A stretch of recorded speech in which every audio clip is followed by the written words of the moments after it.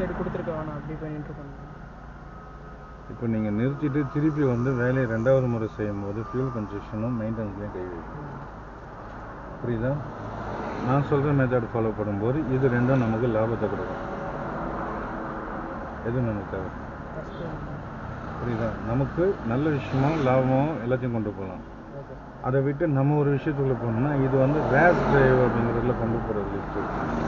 Break அழுத்திப்பாங்க, நல்லா ஃபாஸ்ட்டில் போவாங்க, சடனாக பிரேக் அழுத்துவாங்க, திருப்பி ஃபஸ்ட் கீழேருந்து ஆரம்பிப்பாங்க. இது ரேஸ் டிரைவ் அப்படிங்க.